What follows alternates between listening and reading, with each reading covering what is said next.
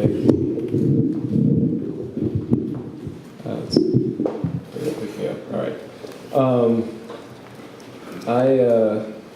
I'm kind of a new kid on the block. It's a debut novel, so I always kind of count on going first, which is good because my anxiety manifests at these things in such a way that I want to think of something clever to say when I get up here to make you like me before I start reading. And being last, I was like, shit, I have to pay attention to everyone and think of it. But it wasn't a problem at all because that was really superior writing, read really well. You could have just like taped a This American Life episode or something. It was really terrific. It's been a joy to watch and listen tonight. I'm going to read an excerpt from this novel. There's a couple things that you need to know. The protagonist is at a bit of a low point. It's going to get worse, but things are going kind of poorly. He's just immediately before the scene takes place, he's been on a date that blew up and went really badly. And he's now responding to a voicemail that was left on his cell phone from an ex-girlfriend he had a very toxic relationship with. And she moved on and had another toxic relationship and left a message saying that she had been assaulted. Now she's staying at the house of someone who had tried to come in between the protagonist and her. So against his better judgment, Josh, our protagonist, is on his way from that date. Not sure what he's going to do when he reaches her, but he's going to see June. The Adobe-style house was located on a quiet, moonlit block just south of Sunset Boulevard. Set far back from the street, a stone pathway bisected a desert garden filled with a variety of scrubs and cacti. A lone, stumpy palm tree that didn't quite reach the roof of the house stood like a sentry outside the red front door. You were halfway up the path, head down, hands stuffed into your pockets like it was the dead of winter and not still 80 sultry degrees outside, when a hush fell over the voices in your head, and your hollow footsteps echoed in your ears like the final weary beats of a diseased heart. You stared at the red door. Behind it, June's laugh surfaced, like a gasp from some deep oceanic trench in your brain. You froze. How long would it take to drown your feelings for her? Your attachment seemed to have no memory of the cold, dark, desolate waters under which it had been interred. The front door opened on the older, dapperer, wealthier would-be rescuer. You must be Josh. A glass of red wine cupped in his right hand, he extended his left hand in a flaccid greeting. So nice to finally meet you. You have any trouble finding us? You dropped his hand and shuddered with orgasmic enmity. His use of the word us, infusing you with the sanctimony of a guilty man, exonerated by some other more egregious offender. No, you said, I grew up here. Of course. Yes, June told me that you moved back home to be an actor. How's that going? Your mouth went dry. Should I come inside? You croaked. Of course. Dean stepped aside and swept his hand through the air. Come inside, by all means. The furniture was a modern collection of chrome and leather.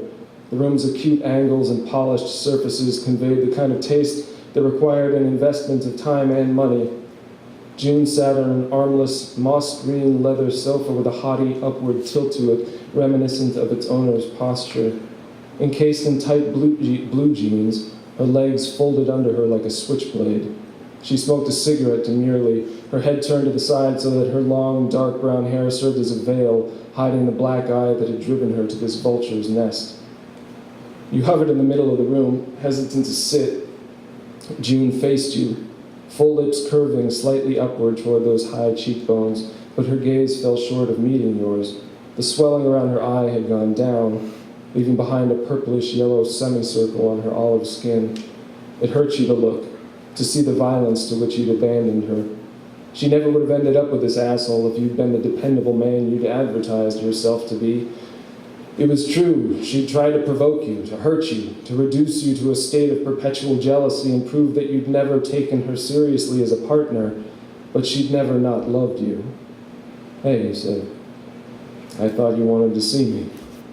June emitted a single sarcastic laugh. The same laugh that she used to aim like a dart at that spot in your chest where she estimated your self-doubt dwelled. But where that laugh had once possessed all the contempt needed to drive you to the brink, it now sounded hollow and helpless, as if she couldn't muster the strength to pretend anymore, as if she was too tired to communicate anything other than abject fear. "You want me to go?" you said, pointing at the door. "I've had a long night. If you want me to go, I will." Your host froze behind you, and in his held breath you sensed a man on the cusp of exactly what he desired. "No," she extinguished her cigarette. "Stay." Dean cleared his throat. "Would you like anything to drink? There might be some beer in the fridge from my last dinner party if you'd like to have a beer." "I'll have what you're having." "This is a Napa Valley Pinot Noir, 2001. "You know what?" you said. "Never mind. Beer is fine." Dean winked. "Outstanding." You sat on the couch beside her. "Jesus," you said. "This thing is more comfortable than it looks." He paid like $4,000 for it. You leaned forward, rested your forearms on your thighs, and clasped your hands. "You can come home with me," he said. "My apartment is literally bursting at the seams, but we'll make room." Her head sagged. A tear fell from her face and thwacked the soft green leather. "You don't want that," she said. You sat up and touched her shoulder. "Of course I do." "And why did it take you 3 days to call me back?" You took a breath as if to speak and then closed your mouth. You had no good reason for waiting. You didn't try to fabricate one either. If you lied now, not only would she know that you were lying, she'd know that you were willing to lie in order to absolve yourself of guilt. You might as well just wear a sign. Dean peeked his head back into the living room. "I'm afraid there's no beer after all." "All good, man. I don't need a drink." "Nonsense." He disappeared back into the kitchen. "We might have some whiskey." June rubbed her eyes with the sleeve of her sweatshirt. "I'll come with you if that's what you really want." You put your arms around her. She folded like an umbrella, long and thin and slight. "Of course I do," you whispered. "Of course I want you to come with me." Dean reemerged and winced. You smiled, savoring his expression, and decided that you were going to take things further. Punish this man. Demonstrate your power. "I'll wait in the car," you said. You looked at Dean. "Take as long as you need." Dean cleared his throat. "What's this then?" He faced June. "Dean," she said, "thanks for being such a good friend." You spied her bulging duffel bag behind the couch and retrieved it, while Dean stood by like that stumpy palm tree outside his house, ornamental, useless, and rat-infested. You extended your fist for a bump. "You're the man, Dino. Good looking out." Dean nodded, blind to your offering. You smacked his back, hard. "Take care." Without looking back, you hefted her bag and walked out the door. Orpheus didn't have shit on you. You sat in the car, studying your reflection in the side mirror, enjoying a victory smoke while the distant traffic sang a mellifluous melody. The thrill of cruelty surged through your veins as you pictured a hopeless Dean losing an argument to a man who wasn't even there. After a few minutes, June emerged. She closed the red door behind her, scanned the street, spotted your car, and crossed the stone pathway with her chin down. She slid into the passenger seat weightlessly, a mosquito landing on still water. The two of you sat in the heavy silence of an all-too-familiar world, your heart thumping in your chest. Your keys dangled from the ignition, but you made no move to start the engine. "You sure you've got everything?"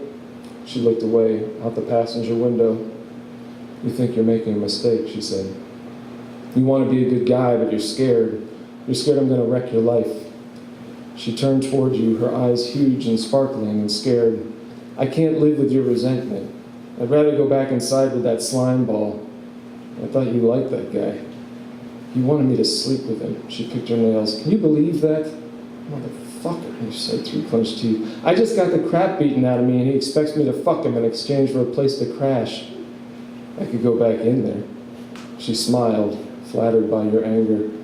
"I slept on the couch. She didn't try anything." "There's no couch space in my place," you said. "If you come back with me, we'll be sleeping in the same bed." "Well, duh, that's part of the appeal, right?" Your groin tingled. She leaned over and threw her arms around your shoulders. A warm breath was on your neck. "I'm sorry," she whispered. I'm sorry for asking you for this, for putting you in this position, for being such a bitch when you walked into Dean's. This is all just so embarrassing. No, you said, it's okay. There's nothing to be embarrassed about. We've survived tougher spots. Everything's gonna be fine. Thanks.